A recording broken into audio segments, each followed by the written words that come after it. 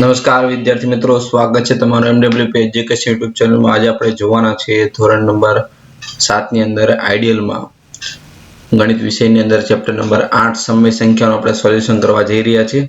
તો વિદ્યાર્થી નમ્ર વિનંતી છે કે જો તમે પ્રથમ વખત અમારી ચેનલ તમે જોઈ રહ્યા હો તો ચેનલ તમે સબસ્ક્રાઇબ કરી દો, તેમજ વિડીયોને લાઈક બટન ઉપર પ્રેસ કરી દેજો અને તમારા ફ્રેન્ડ સર્કલમાં લિંકને પણ શેર કરો।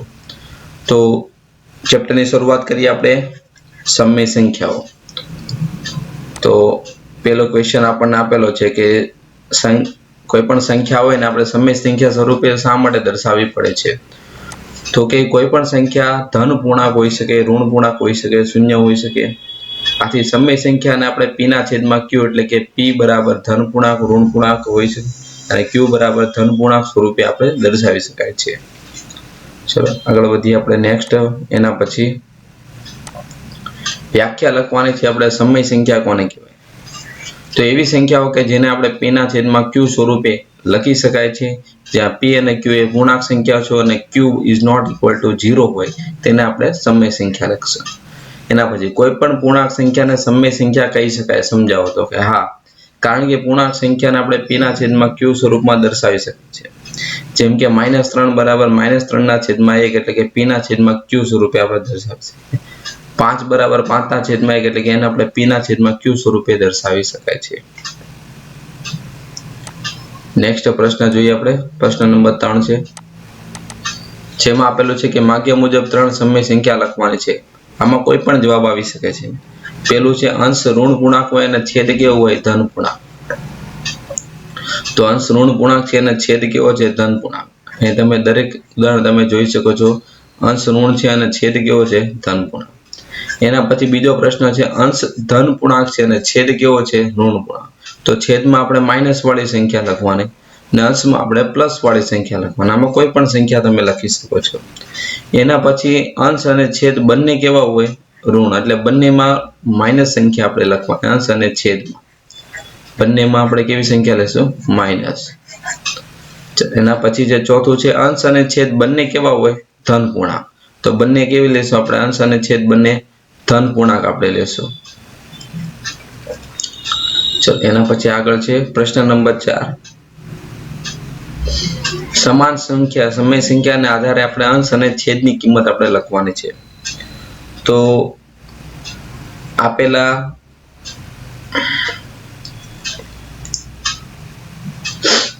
પ્રશ્ન નંબર 1 ની અંદર 2 ના છેદમાં 3 આપેલું છે। હવે અહીં મેં ખાલી જગ્યા આપેલી છે, તો અંશને આપણે 2 વડે ગુણાકાર કરો અને છેદમાં પણ આપણે 2 વડે ગુણાકાર કરતા આપણને પેલો જવાબ આપણને મળે છે। કેટલો મળે છે? 6। તેવી રીતે અંશને હવે 3 વડે ગુણાકાર કરો તો છેદને પણ કેટલા વડે ગુણાકાર કરવાનો? 3 વડે, એટલે એના પછીનો તમને સમય સંખ્યા મળશે। નેક્સ્ટ છે અંશને આપણે કેટલા વડે ગુણાકાર કરવાનો છે? 4 વડે, તો છેદ પણ કેટલા વડે ગુણાકાર થશે? 4 વડે, એટલે આપણને ખાલી જગ્યા આપણને મળે। ચલો તેવી રીતે ચલો પેલી જે સંખ્યા। ચલો બીજો પ્રશ્ન તમને આપેલો છે, જેમાં અંશને આપણે કેટલા વડે ગુણાકાર કરીએ છીએ? 3, એટલે છેદમાં પણ આપણે કેટલા વડે ગુણાકાર કરવાના? 3। ચલો એના પછીનો જે પ્રશ્ન આપેલો છે, એમાં અંશને આપણે 5 વડે ગુણાકાર કરો એટલે -5 મળે, -15 મળે। તો છેદમાં પણ 5 વડે ગુણાકાર કરવાના એટલે તમને જવાબમાં કેટલા આવશે? 20। સેમ ટુ સેમ છે, અંશને આપણે કેટલા વડે ગુણાકાર કરવાનો છે? પેલા છેદમાં જે સંખ્યા આપેલી છે કે ભાઈ છેદને આપણે 10 વડે ગુણાકાર કર્યો એટલે 40 થાય, તો અંશને પણ આપણે 10 વડે ગુણાકાર કરવાનો એટલે જવાબ શું હશે? -30। ચલો નેક્સ્ટ પ્રશ્ન જોઈએ એના પછીનો। -8 ના છેદમાં 5 છે અને આપણે 3 સમય સંખ્યા એવી લખવાની છે જે સમાન હોય। તો પેલી સમય સંખ્યા આપણે મેળવવા માટે આપણે અંશ અને છેદને 2 વડે ગુણાકાર, એટલે તમારો જવાબ બનશે -16 ના છેદમાં કેટલા બને? 10। બીજી સંખ્યા મેળવવા માટે આપણે અંશ અને છેદમાં બંને એક સંખ્યા આપણે લેવાની 3 વડે ગુણાકાર, 8 તેરી 24 ને 5 તેરી 15। ત્રીજી સંખ્યા મેળવવા માટે આપણે અંશ અને છેદ બંનેને આપણે 4 વડે ગુણાકાર, 8 ચોક 32 છેદમાં આવશે 4 25। તમે આમાં કોઈ પણ સંખ્યા લઈ શકો છો, તમે જે અંશમાં સંખ્યા લખો છો એ જ આપણે છેદમાં સંખ્યા લખવાની। સેમ ટુ સેમ તમને બીજો પ્રશ્ન આપ્યો છે 3 ના છેદમાં -2, તો અંશ અને છેદને આપણે પહેલા 2 વડે ગુણાકાર કરો એટલે જે સંખ્યા ઉપર લખો છો તે સંખ્યા આપણે છેદમાં લખવાની। 3 દુ -6, 2 દુ 4, તેવી રીતે બીજી સંખ્યા આપણે મેળવવા માટે અંશ અને છેદમાં સેમ સંખ્યા વડે ગુણાકાર અને ભાગાકાર કરવાનો એટલે 3 તેરી -9 3 દુ 6. સેમ આપણે અંશ અને છેદને આપણે 4 વડે ગુણાકાર કરીએ છીએ 3 ચોક -12 અને 2 ચોક 8. ચલો નેક્સ્ટ હવે જોઈએ તો વ્યાખ્યા બધી તમને આપેલી છે. એમાં પહેલી છે ધન સમય સંખ્યા કોને કહેવાય? તો કે જે સમય સંખ્યામાં અંશ અને છેદ બંને એક સાથે કેવા હોય? ધન હોય અથવા કેવા હોય? ઋણ હોય, તો એને આપણે કેવી કહેશું? ધન સમય સંખ્યા કહેશું. તેવી રીતે બીજો પ્રશ્ન આપેલો છે વ્યાખ્યા ઋણ સમય સંખ્યા. તો જે સમય સંખ્યામાં અંશ અને છેદ બંને એક સાથે ધન અથવા તો ઋણ ન હોય, બરોબર, એક સાથે બંને ધન પ્લસ એટલે માઇનસ ન હોય, એને આપણે કેવી કહેશું? ઋણ સમય સંખ્યા કહેશું. શું 10 એ ધન સમય સંખ્યા છે? હા કે ના?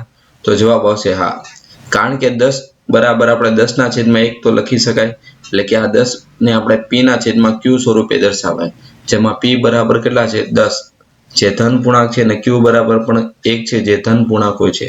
એટલે માટે 10 એ કેવી સંખ્યા આવશે? ધન સમય સંખ્યા. શું -15 એ ધન સમય સંખ્યા છે?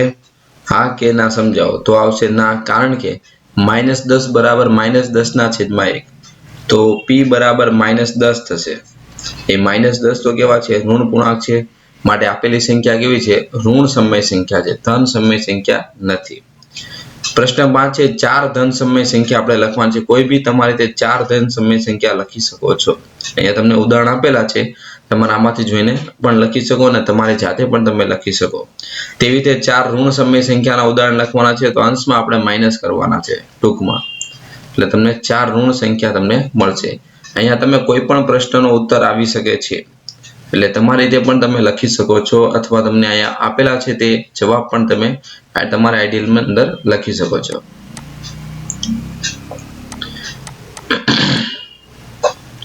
ચાલો એના પછીનો પ્રશ્ન નંબર 1 છે સંખ્યા રેખા દોરીને આપણે નિરૂપણ કરવાનું છે.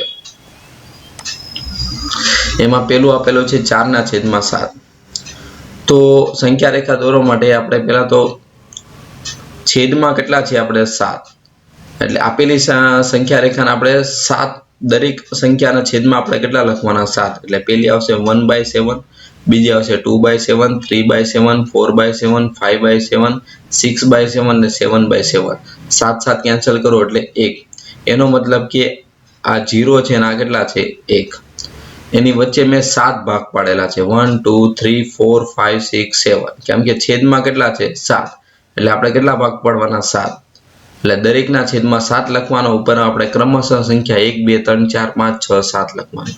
હવે આપણે સંખ્યા દર્શાવવાની છે 4/7. તો 4/7 આપણી સંખ્યા ક્યાં છે? આ રહી. તો આ 4/7 આપણે સંખ્યા દર્શાવવાની. તેવી રીતે હવે એના પછીની પ્રશ્ન આપણે જોઈએ. તેમાં આપેલું છે -5/2. સંખ્યા કેવી છે? માઇનસ છે, તો આપણે 0 થી રેખામાં યાદ રાખવાનું છે. સંખ્યા રેખામાં 0 ની આ બાજુ આપણે જઈએ તો એ કેવી સંખ્યા આવે? ધન આવે. આ બાજુ આપણે જઈએ એટલે કેવી આવશે? ઋણ. ટૂંકમાં આપણે માઇનસ સંખ્યા આપેલી છે, એટલે આપણે 0 ની આ બાજુ જવાનું છે, એટલે 0 પહેલા આપણે કરીએ. હવે આપણે ક્રમશઃ લખતા જઈએ, છેદમાં કેટલા લખવાના? 2 લખવાના છે, એટલે -1/2, -2/2, -3/2, -4/2, -5/2 અને -6/2, એટલે -3 થશે. તો હવે આપણે દર્શાવવાના છે કેટલા? -5/2.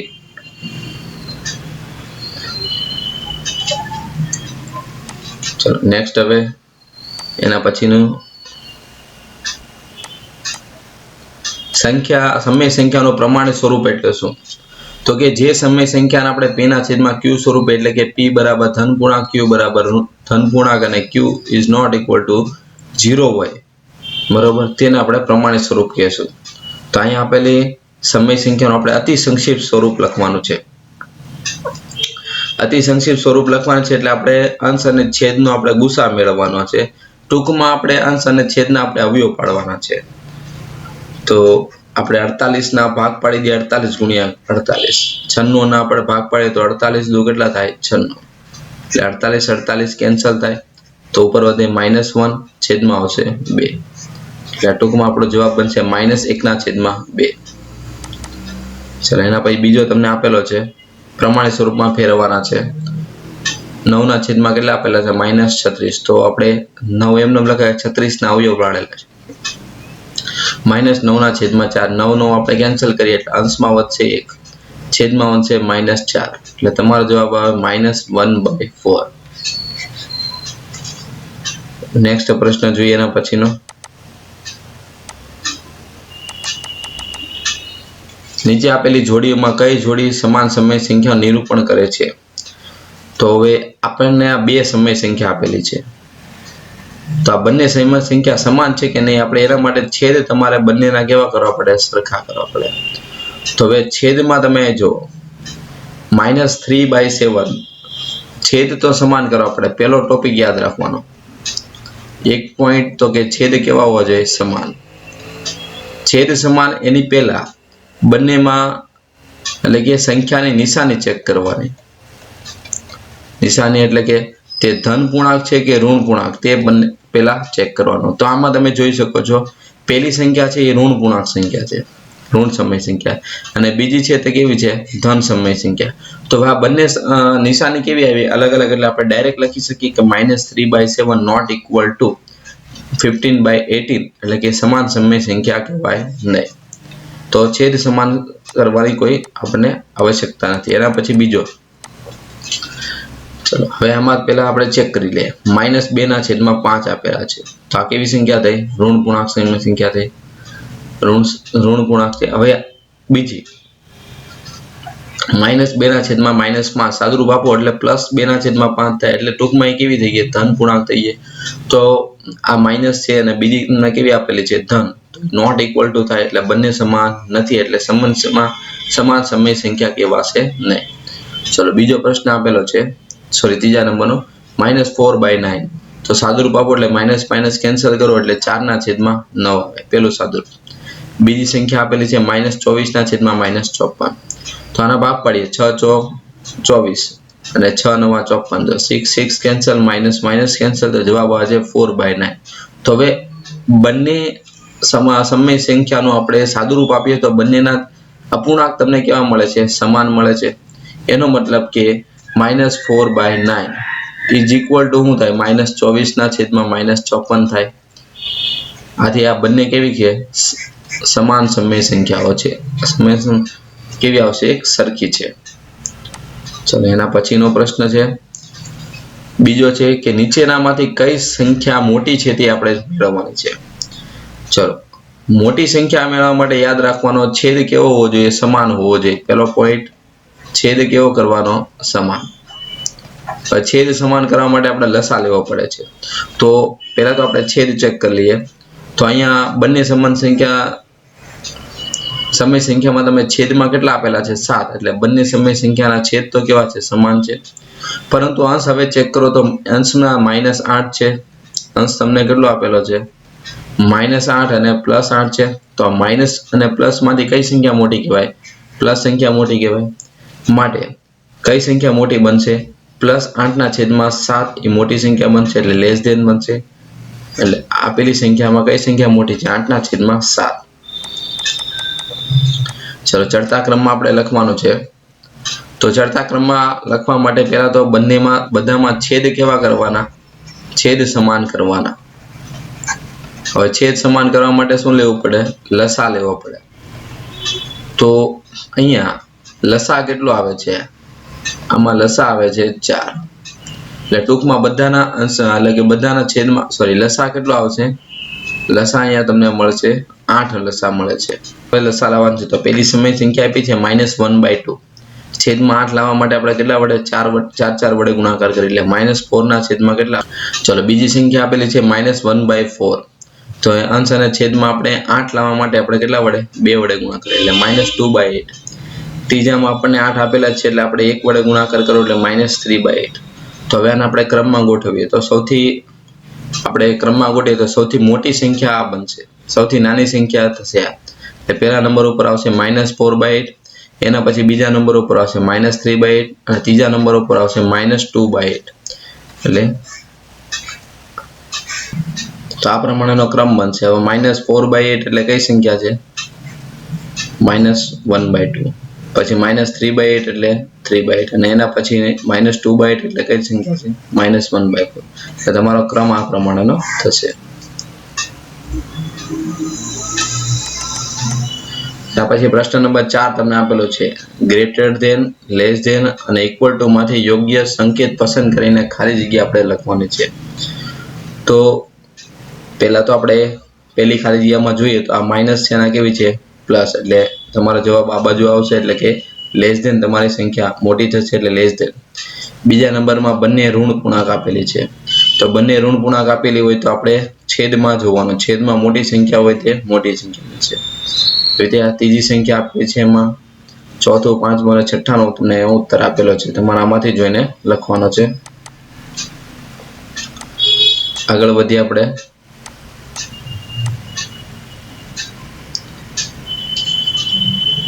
પ્રશ્ન નંબર 1 આપણને કીધું છે કે નીચે આપેલી સમય સંખ્યાઓની વચ્ચે આવતી 5 સમય સંખ્યા આપણે મેળવવાની છે. 5 સમય સંખ્યા આપણે મેળવવાની છે. આમાંથી કેટલી અસંખ્ય આમ તો આપણને મળે પણ એમાંથી આપણે 5 મેળવતા. એમાં પહેલો પ્રશ્ન આપેલો છે -1/5 અને 2/7 વચ્ચે આવતી. તો સૌપ્રથમ પહેલા તો આપણે બંનેનો છેદ સમાન કરીએ. છેદનો લસા આપણને કેટલો મળે છે 35. તો પહેલા પૂર્ણાંકમાં આપણે અંશ અને છેદમાં કેટલા વડે 7 વડે ગુણાકાર કરો એટલે તમારો જવાબ બને -7/35. બીજામાં આપણે અપૂર્ણાંકની અંદર છેદમાં આપણે 35 લાવવા માટે કેટલા વડે 5 વડે અંશ અને છેદને ગુણાકાર કરો એટલે 15 ના છેદમાં કેટલા આવે 35. હવે તેમની વચ્ચે આવતી આપણે 5 સમય સંખ્યા લખવાની છે. તો કોઈ બી લખી શકાય -7/35 થી લઈને 15 ના છેદમાં 35 સુધીની વચ્ચે કોઈ પણ સંખ્યા તમે લખી શકો છો. જેમ કે ઉદાહરણ તરીકે 1 ના છેદમાં 35 આવી શકે, 5 ના છેદમાં 35 આવી શકે, પછી 7 ના છેદમાં 35 આવી શકે, પછી 9 ના છેદમાં 35 આવી શકે, પછી 10 ના છેદમાં 35 લખી શકો. તો આમાં કોઈ પણ જવાબ આવી શકે છે. કોઈ વિદ્યાર્થી ઋણવાળી સંખ્યા લખે તો તે પણ આવે છે. -6 ના છેદમાં 35 પણ આવે, -5 ના છેદમાં 35 પણ આવે, -4 ના છેદમાં 35 પણ આવી શકે, -3 ના છેદમાં 35 આવી શકે, -1 ના છેદમાં પણ 35. એટલે કોઈ બી સંખ્યા તમે લખી શકો છો. નેક્સ્ટ પ્રશ્નનો ઉત્તર જોઈએ.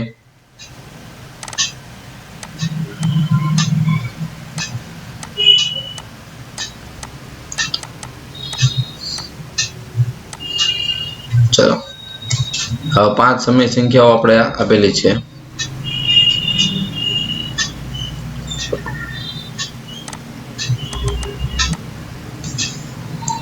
તો નીચે આપેલી પેટર્નમાં આગળ આવતી વધુ 5 સમય સંખ્યા આપણે મેળવવાની છે. આના પછીની 5 સમય સંખ્યા મેળવવાની.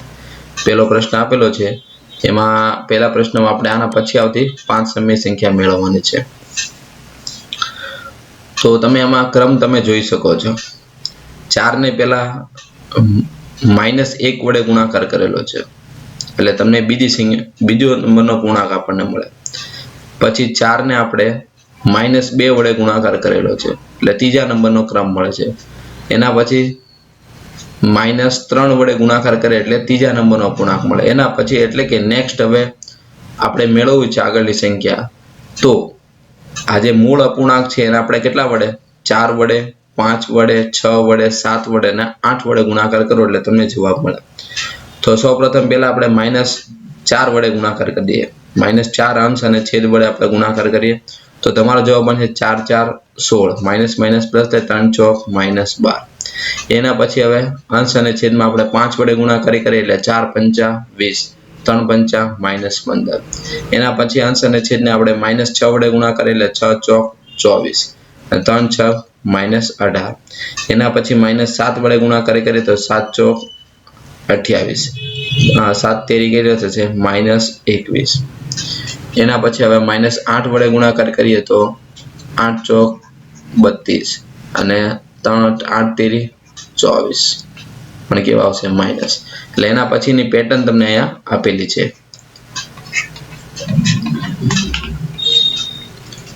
ચલો નેક્સ્ટ પ્રશ્નના ઉત્તર તરફ જઈએ આપણે.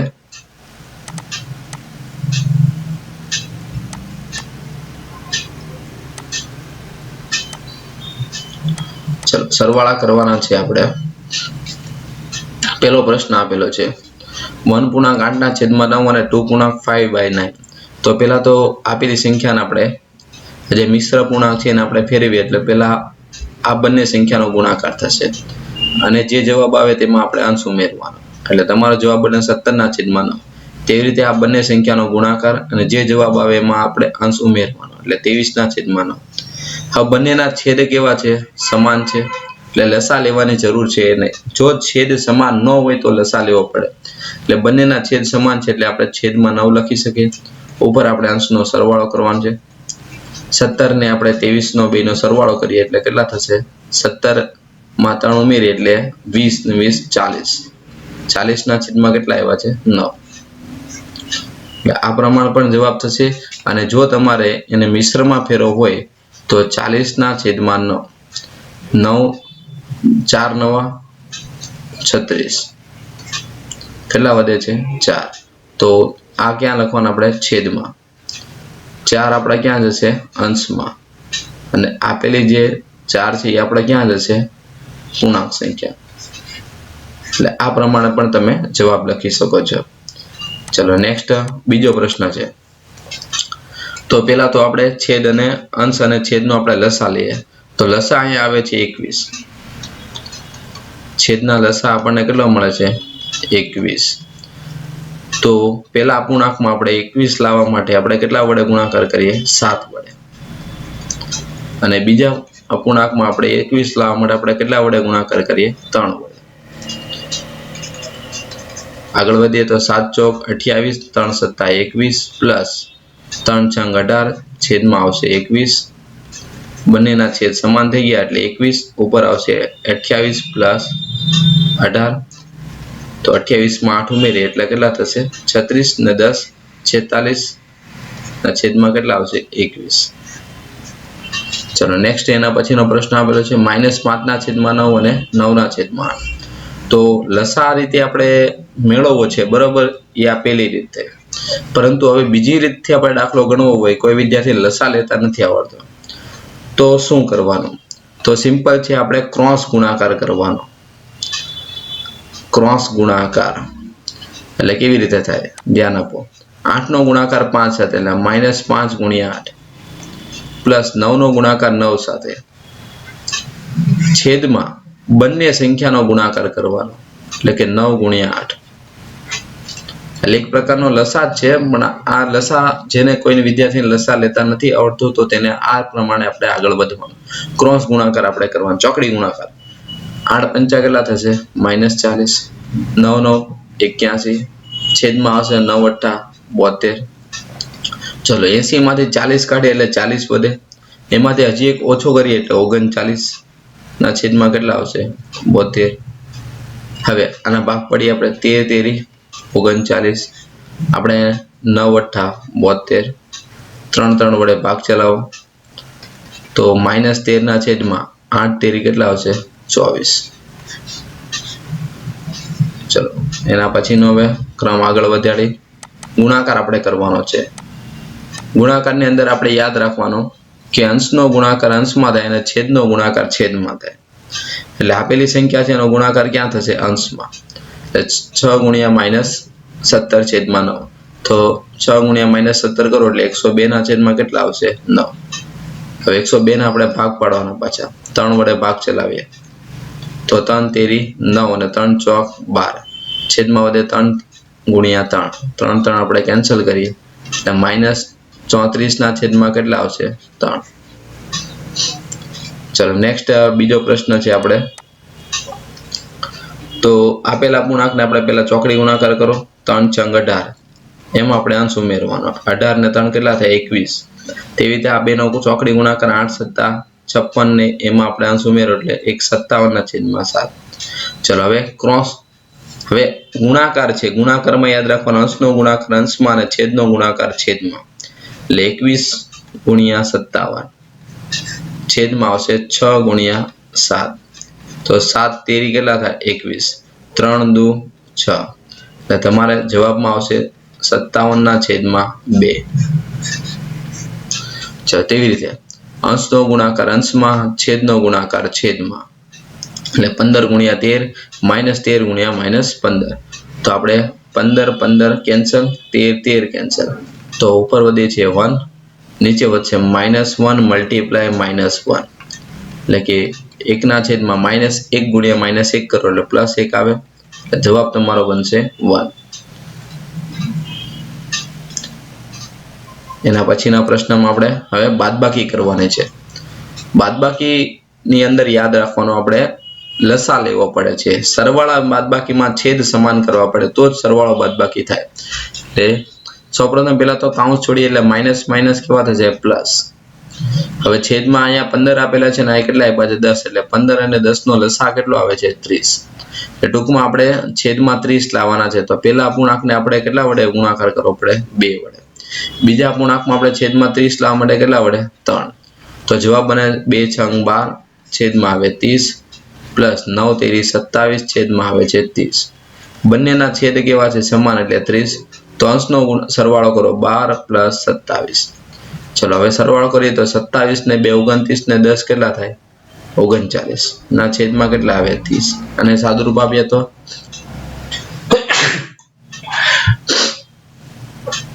13 ગુણ્યા 3 છેદમાં વધે 3 ગુણ્યા 10, 0 3 3 કેન્સલ એટલે કે 13 ના છેદમાં કેટલા આવશે 10. ચલો આગળ વધો. એના પછીના તમને બાદબાકીના દાખલા આપેલા છે. તો પેલા તો મિશ્રને આપણે પેલા અપૂર્ણાંકમાં ફેરવીએ એટલે -10 ના છેદમાં 7 થશે અને આ સંખ્યાને આપણે અપૂર્ણાંકમાં ફેરવીએ તો -33 ના છેદમાં 14. લસા લેવાનો, લસા આપણો કેટલો આવે છે લસા આપણો બનશે 14. એટલે એનો મતલબ કે છેદમાં આપણે 14 લાવવાના છે. તો પહેલા અપૂર્ણાંકને આપણે કેટલા વડે ગુણાકાર કરીએ 2 વડે. બીજા અપૂર્ણાંકને આપણે ગુણાકાર કરવાની જરૂર છે નહીં, એટલે ટૂંકમાં આપણે 1 વડે ગુણાકાર કરશું. તો 2 સત્તા 14, 10 ગુણ્યા 2 એટલે કેટલા થાય 20. 33 ના છેદમાં કેટલા આવશે 14. બંનેના છેદ કેવા છે સમાન એટલે 14. તો અંશનો આપણે નિશાની સાથે આપણે પદ લખીએ તો માઇનસ માઇનસ પ્લસ કેટલા થશે 53 છેદમાં કેટલા આવશે 14.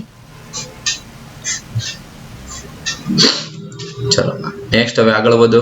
ત્રીજા નંબરનો પ્રશ્ન છે. તો અહીંયા પહેલા એને અપૂર્ણાંકમાં ફેરવેલી છે બંને સંખ્યા. લસા કેટલો આપે છે અહીંયા લસા આપણો થશે 25. ટૂંકમાં આપણે પહેલા અપૂર્ણાંકમાં 25 લાવવા માટે કેટલા વડે આપણે 5 વડે આપણે ગુણાકાર કરીએ. બીજા અપૂર્ણાંકમાં આપણને છેદમાં 25 તો આપેલા જ છે એટલે આપણે કેટલા વડે 1 વડે ગુણાકાર કરશું. નેક્સ્ટ હવે 24 5 કેટલા થાય 5 ચોક 20, 2 5 2 10 ને 2 12 એટલે 120. આ આવશે 25. 27 ના છેદમાં કેટલા આવશે 25. બંનેના છેદ સમાન થઈ ગયા એટલે 25. 120 માંથી 27 બાદ કરવાનું છે. 120 માંથી 20 બાદ કરી એટલે 100, એમાંથી 7 બાદ કરો એટલે 93/25. નેક્સ્ટ હવે પછીનો પ્રશ્ન તમને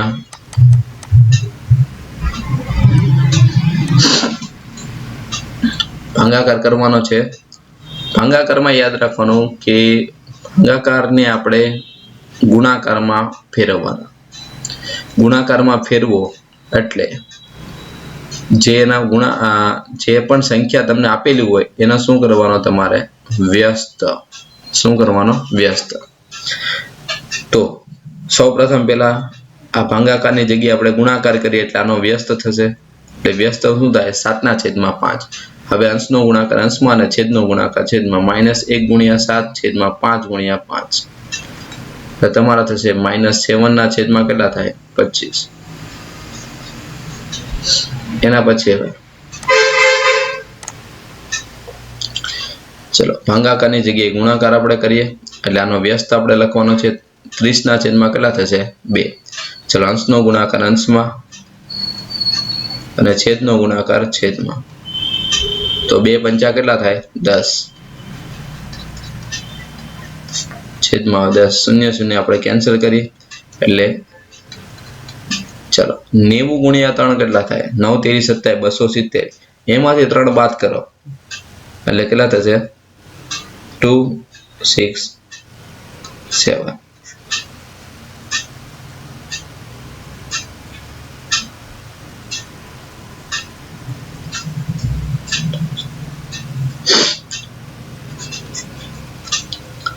ચાલો એના પછીનો હવે ભાગાકારની જગ્યાએ આપણે ગુણાકાર લખીએ એટલે એના પછીનો અપૂર્ણાંકનો આપણે શું લખવાનો વ્યસ્ત એટલે અંશમાં છેદ વયો જાય અને છેદમાં અંશ વયો જશે અંશનો ગુણાકાર અંશમાં અને છેદનો ગુણાકાર છેદમાં તો અહીંયા સાદુરૂપ આપી આ માઇનસ માઇનસ કેન્સલ થાય 2 8 16 ચાલો 9 ના આપણે અવયવ પાડીએ 3 તેરી 9 મલ્ટીપ્લાય 2 છેદમાં 15 ના અવયવ પડે 3 પંચા 15 3 3 કેન્સલ તો 3 2 કેટલા વધે છે 6 છેદમાં આવે છે 5 ચાલો એના પછી હેતુલક્ષી પ્રશ્નોત્તર આપેલા છે હેતુલક્ષી પ્રશ્નોત્તર તમારે અહીંયા દરેક આના પછીના જેટલા પણ પ્રશ્ન છે આપણે એના ઉત્તર તમને આપેલા છે એ બધા તમારે આમાંથી જોઈને તમારે આઈડિયલ ની અંદર તમારે લખવાના રહેશે